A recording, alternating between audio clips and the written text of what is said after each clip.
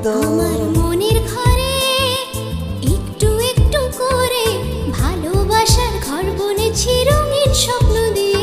আমার মনের ঘরে একটু একটু করে ভালোবাসার ঘর বুনেছি রঙিন স্বপ্ন দিয়ে। আমার মনের ঘরে একটু একটু করে ভালোবাসার ঘর বুনেছি রঙিন স্বপ্ন দিয়ে। আমার মনের ঘরে